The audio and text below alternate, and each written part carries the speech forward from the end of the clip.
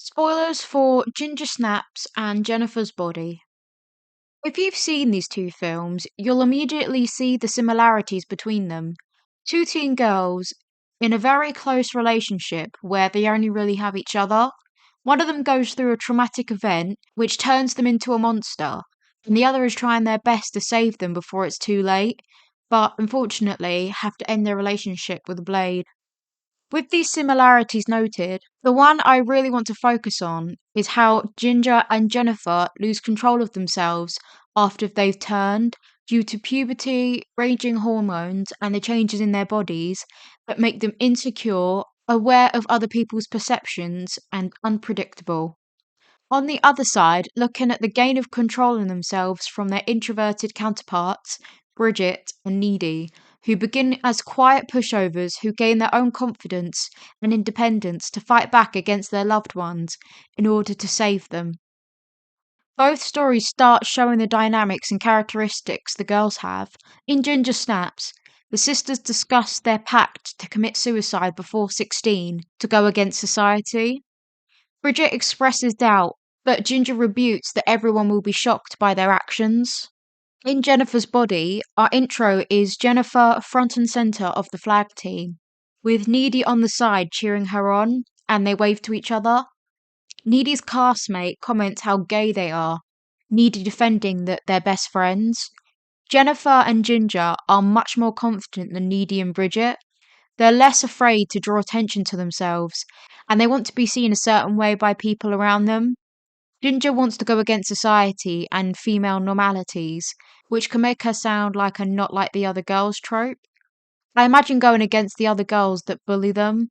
Jennifer is very popular and likes the attention she gets from others because for her whole life she's always been told how beautiful she was. In Ginger Snaps, Bridget is targeted by Trina for overhearing them talking about her. Ginger gets in her face but doesn't do anything.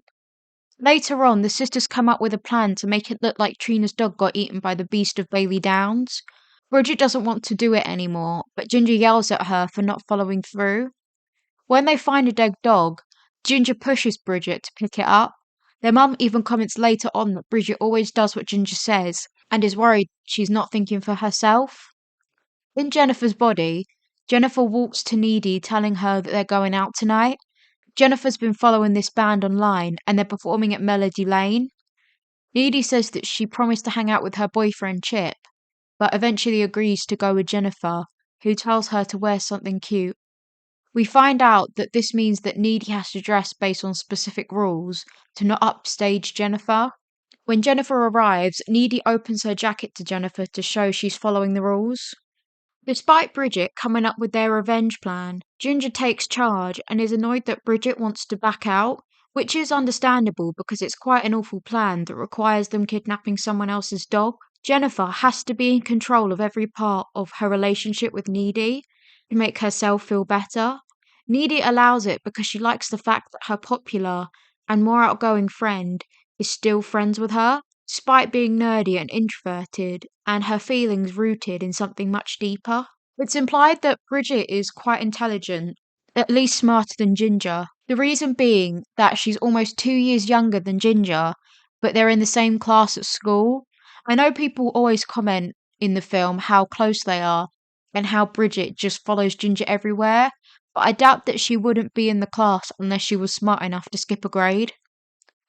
We also see that after Ginger is bitten and is slowly turning into a werewolf, Bridget, with the help of Sam, is able to think of ideas to save Ginger. Jennifer, on the other hand, is much more naive than she realises, despite the fact that she tries to dress older than she is. When her and Needy approach the band, Jennifer is immediately smitten with Nikolai, but she ignores some of the odd things he says. For example, Needy asks why a band from the city would want to play all the way out in the middle of nowhere. Nikolai says that they want to connect with their fans in the shitty areas too, but Jennifer doesn't seem to catch this and offers him a drink. While she gets one, Needy overhears the band talking about Jennifer, commenting on if she's a virgin or not. She walks up to them and calls them out for being creepy, confirming that Jennifer is a virgin, and goes back to her to try and get her to forget about them. When the fire breaks out at Melody Lane, Needy has to pull Jennifer out of the building as she's in some kind of starbound trance. When they get to safety, Nikolai finds them, acting very chilled about the building ablaze behind him. He tries to get the girls into the van. Needy, traumatized, is confused but refuses. Jennifer, on the other hand, accepts drinks from him, which she coughs from, I imagine it being quite strong for her, and lets Nikolai pull her into their van. Needy tries to stop her but is told to shut up as she watches Jennifer get in the van with the band and drive away. It's more apparent that Needy is more mature than Jennifer. Before Needy heard the band talking about Jennifer, she already took a disliking to them, whereas Jennifer doesn't clock any of the obvious red flags because of her crush on Nikolai. This isn't her fault, of course. She's a 16-year-old who is trying to grow up too fast, so she thinks she's more adult than she is. Needy, on the other hand, isn't trying to act like an adult because of her maturity, meaning she notices the undertones straight away. There aren't any clear examples in the first act of Ginger Snaps, but I feel that Bridget's intelligence reflects her maturity, compared to Ginger, who fights first and talks later. And like Jennifer, she's less mature than her younger sister, but again, is only 16 years old. After Ginger gets bitten by the Beast of Baby Downs, she immediately starts to change. It starts with her severe cramps that lead her to smoke some weed in a van with some guys. Bridget is waiting outside, desperately waiting for her to come out. Here she meets Sam, the local drug dealer, who turns out hit the werewolf on the night Ginger got bitten. Later in the evening, the sisters get in an argument because Ginger thought that Bridget told their parents that Ginger got her period. Bridget comments that Ginger has been acting really weird, referring to taking drugs, and suggests that Ginger was bitten on a full moon by a werewolf. Ginger dismisses her, saying that she just got her period, calling Bridget jealous. In Jennifer's body, after Jennifer is sacrificed by the band because she isn't a virgin, her body is taken over by a demon, specifically a succubus. The first place she goes after she wakes up is to Needy's house. She blankly stares at her before showing her a haunting, bloody smile.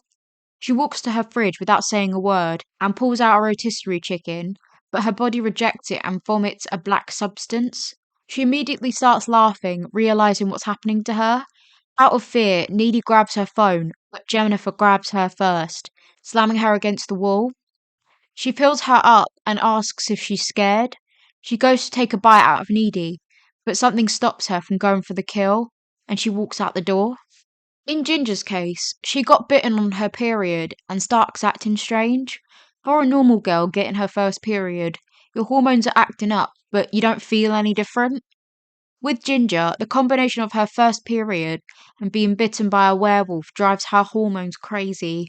Her body starts to change rapidly, and her behaviour is completely different, where she goes from being shy around a boy to being in an enclosed space with a group of them.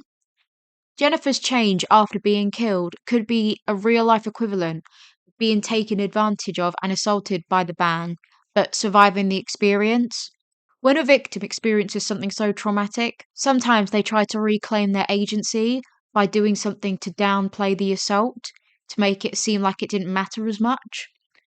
When Jennifer goes to Needy's house, even though it was her new impulses taking over, she was going to use Needy to satiate her hunger, to make herself feel better, but couldn't bring herself to do it because of how much she needs her. So she leaves and sluggishly walks home, but runs into Ahmet asking if anyone knows he's alive before pulling him into the woods and killing him. She suppressed her demon appetite and temporarily takes control of herself. A few days after Ginger got bitten, the other students start to notice the changes in her. She notices this and decides to experiment, and we get the iconic walk down the middle of the hallway where everyone is staring at her. Then we see her aggressively making out with Jason. When Bridget tries to talk to her, she ignores her and drives off with Jason. Later in the evening, Ginger and Jason are still making out, but Jason notices that Ginger is becoming very aggressive. He tries to calm her down, but she pushes him and, from the looks of it, starts biting him. When she gets home, she's crying and Bridget notices blood on her. She goes into the bathroom and sees Ginger throwing up in the toilet, with blood around her mouth and hands, where claws are starting to appear. She says to Bridget that she thought her urges were sex, but it's just to tear everything into pieces, revealing that she killed their neighbour's dog, Norman. They're in gym class and Bridget gets targeted by Trina because Sam called for Bridget instead of her. While playing hockey, Trina pushes Bridget over and something snaps in Ginger, where she runs to Trina and starts beating her up. She's sent to the office but doesn't feel guilty. Jennifer's behaviour started the night she was killed, where I mentioned before she went to Needy's house and almost ate her. The next day, Jennifer comes in and acts like nothing happened. Needy questions her, but Jennifer just says that she's just overreacting, even going as far as to insult Needy when she questions her behaviour. When the teacher talks about the deaths at Melody Lane, Jennifer is snickering and joking about the people that died and the fire itself. After their transformations, we see that Ginger's has made her act on impulse. She thought her feelings were sexual and acted on them, not realizing how aggressive she was actually becoming until she killed their neighbor's dog. Jennifer is still Jennifer after she's reawakened. Her behavior goes from shallow to borderline sociopathic, where she's laughing about the death of over 40 people, including students and a teacher. With these transformations comes with the attention from other students. For Ginger, her body physically changes and she notices other people looking at her, as well as walking down the hallway and having unprotected sex with a guy, to walking into a Halloween party, her hair fully white and her face looking more like a werewolf, other students thinking it's a costume, and kissing the first boy that she finds. When she challenges Bridget, she yells that she doesn't want to go back to being a nobody.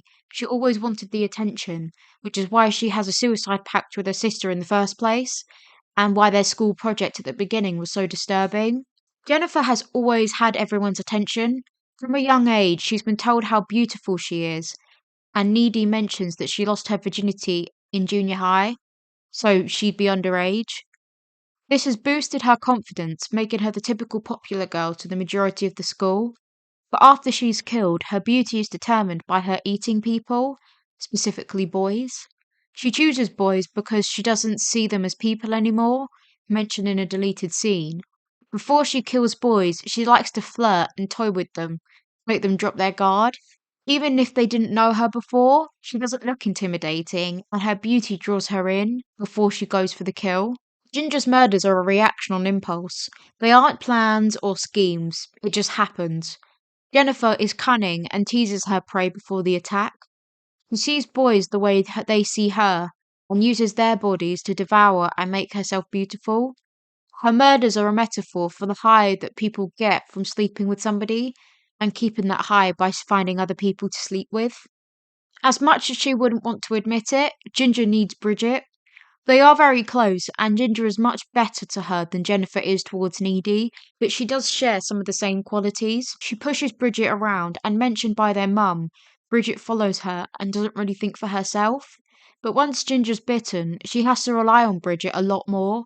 Bridget tries multiple times to warn Ginger about what's happening to her, but Ginger just laughs in her face, which I can kind of understand because telling somebody that they're turning into a werewolf sounds ridiculous.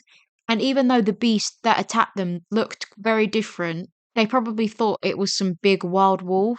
It isn't until she kills Norman that she accepts Bridget's help and takes it more seriously. This also shows Ginger's insecurity of not being wanted, as Bridget is getting help from Sam to make a cure for her. But when Ginger comes with her, she's confrontational as she doesn't trust him, thinking that he has a crush on Bridget, and states later when she attacks Trina that she was hurt that Bridget chose Sam over her, when in reality she only stayed to help him save her. This also happens with the school janitor, who helps Bridget at the beginning of the movie when Trina pushes her into a dead dog, who gives her a towel to wipe the blood off her, but Ginger accuses him of looking down her shirt when he clearly wasn't.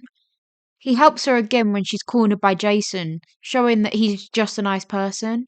When Ginger attacks him, the reason she states is that she doesn't like how he looks at her. We never see this, so it's fair to say that Ginger doesn't like the fact Bridget is with other people over her, or that are nice to Bridget, because they must have some underlying motive to do so.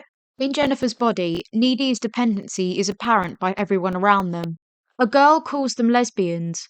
Needy's boyfriend says that they have nothing in common, and when Jennifer gets in trouble, Needy gets roped in as well. As stated before, Needy likes having a best friend who's popular because it makes her feel special. On Jennifer's side, I'd say she needed Needy just as much as she needed her. For Jennifer, Needy's loyalty makes her easy to control. She can get away with quite mean things because Needy is under her thumb, like which Barbies they play as kids, what Needy can wear, or getting away with stealing Needy's toys and pouring lemonade on her bed. However, Jennifer is profoundly jealous of Chip. She makes fun of him before they go out and takes it out on Needy by shoving her a bit too hard. Then, when Needy expresses a liking to certain boys, such as Colin Gray, Jennifer goes after them specifically to further isolate Needy.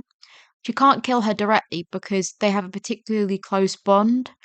They have a strange psychic connection, and when Needy is having sex with Chip, she can see Jennifer killing Colin. Then, when she runs home, Jennifer's already there, and with the unforgettable kiss scene, which I am not showing, you horny bastards. Despite Needy's suspicion, she can't help but give in to some desire that she has for Jennifer.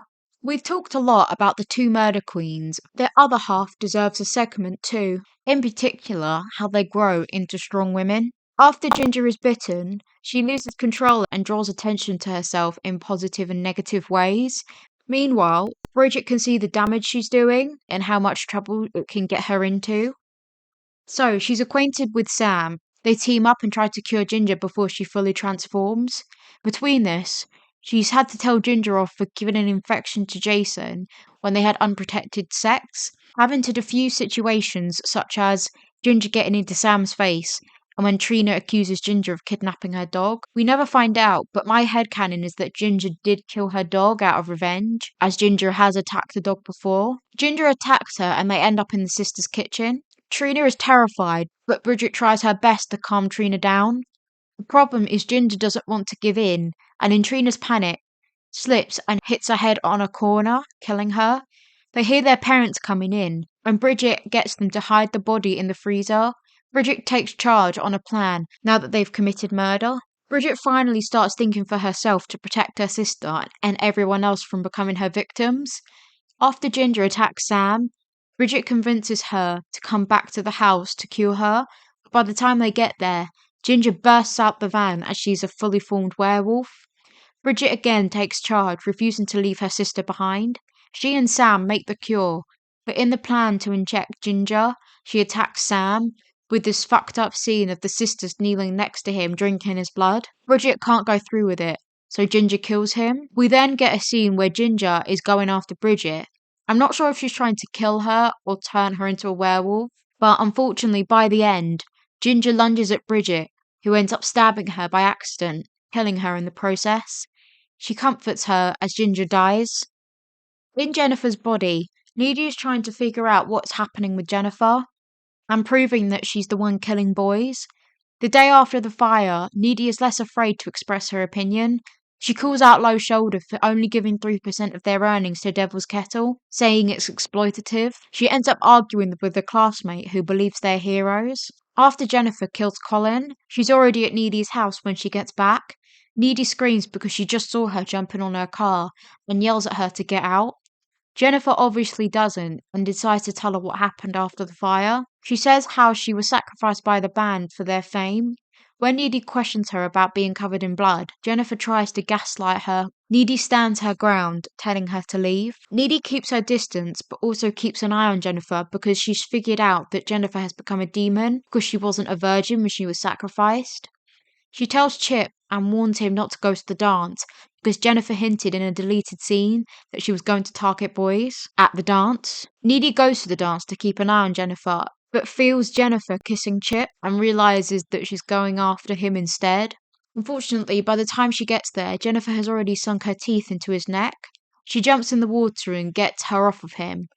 When they all get out of the water, Needy gives it to Jennifer about how much of a terrible friend she is. She exposes her for being insecure, and Jennifer loses her mind as it's clear that Needy has never stood up to her before.